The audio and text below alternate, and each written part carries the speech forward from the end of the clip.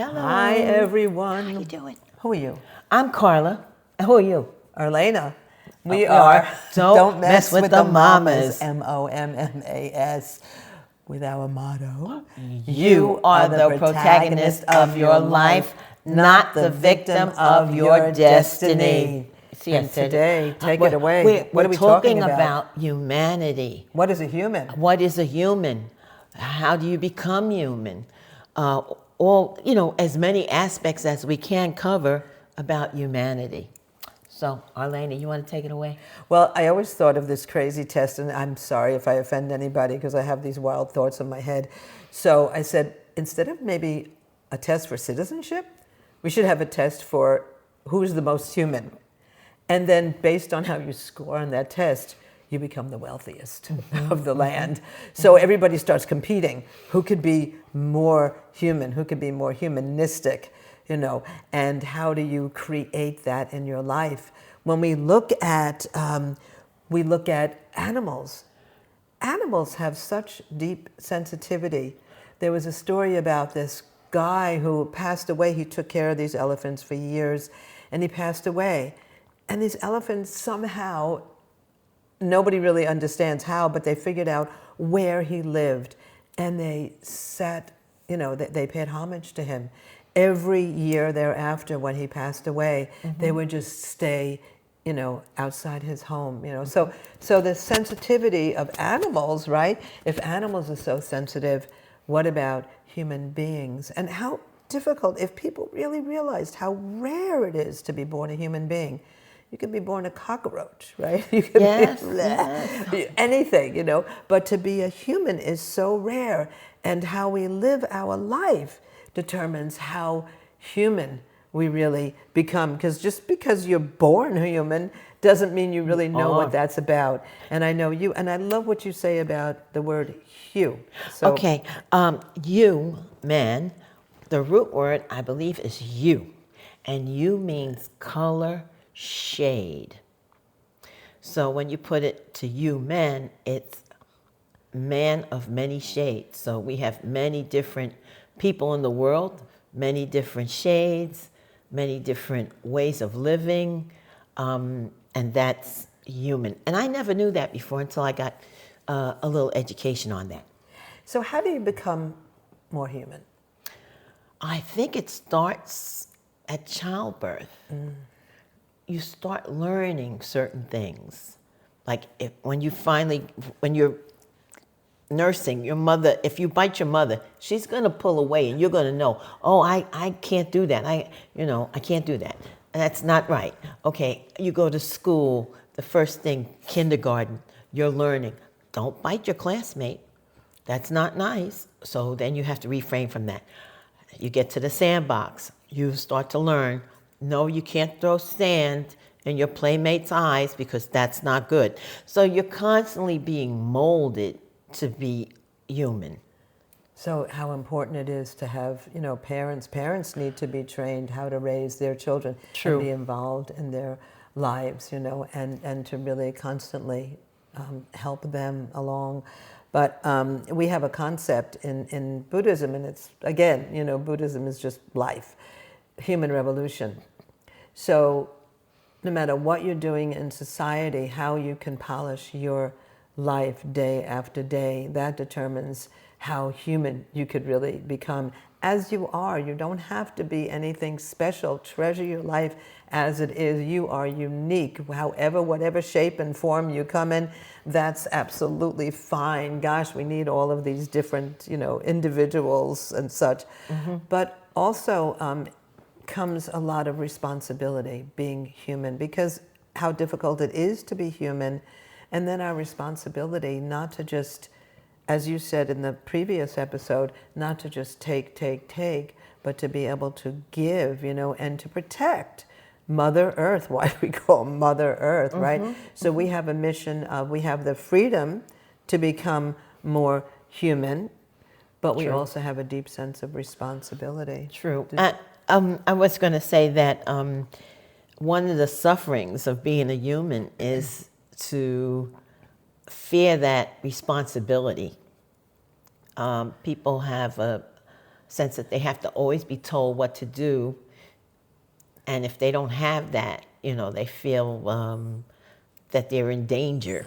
But being a human means taking responsibility, not necessarily lording it over all of life, but to be responsible in your actions. Yes, in your actions, key point. And you talked about, when we were talking beforehand, about benchmarks in society and how that can really cause somebody, especially a young person, to want to take their life because they're not filling those benchmarks. These are all things set up by society. It doesn't mean that, we have to fill this, just to be as you are. You don't have to be this or that. But what are those benchmarks? Graduating from college. Or high school. Or high school. Maybe you have to be number one in sports, marriage, raising your family. There's certain times when you're supposed to have achieved these things, and maybe that's not the way your life is going, but it doesn't necessarily mean that your life is bad or that you failed. When somebody once jokingly said to me, when you are not married, you're struggling. When you get married, you have struggles.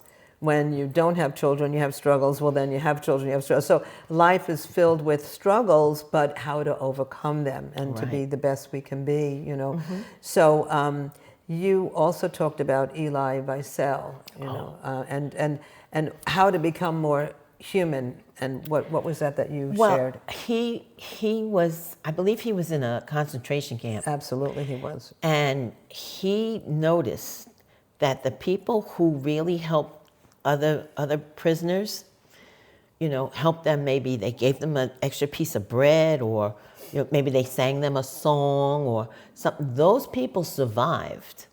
But the people who held on to everything, those were the ones who perished. Right. So, the ability to be altruistic, that's another part of being a human being. Not just thinking about yourself, but others.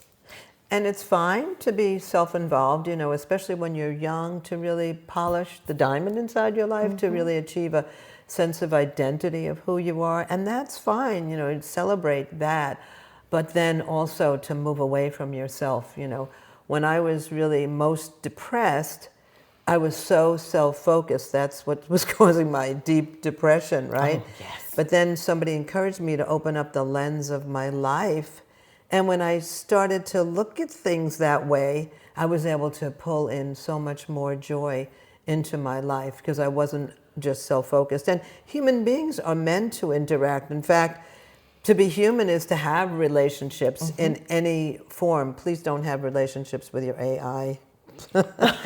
Form other relationships, even if it's with a pet, that's fine, but something alive, right? Something alive, or a turtle, something alive. Even though we think AI is going to be alive in the future, but that's not true. I don't think at all. Yeah. But relationships are so important, and there was a study done on these individuals ages 62 and over who volunteered toward, after they retired, and they lived a longer life, So many of these very wealthy people are looking, well, how can I extend my life? Really, is it really important to extend your life, that much? How about extending your life through caring for others? That will really extend your life more than anything. And it keeps you young. It absolutely keeps you young. And to die a good death, you have to live a good life, right? True. And then you can just refresh your life. Because we absolutely are convinced that life is eternal, after you've lived a long life and a fulfilling life, well, then it's time to have a good rest and refresh yourself so that you can move on to the next thing that comes along. And when you look at nature, yes, you go through all 4 seasons. There's spring, there's summer, there's fall, and there's winter. And each one of these things gives way to the other. Right. So we're a part of nature. How could we not come back again, and live again and go through the process all over again, learning what we need to learn and continuing. So every ending is a new beginning. Did you have something else that you wanted to add? No, just the concept of just live your best life, and nobody should judge what that really means. If you're creating value with your life, you're becoming more human. If you're not creating value, or if you're harming others or trying to step over others to get what you want, you're becoming less human.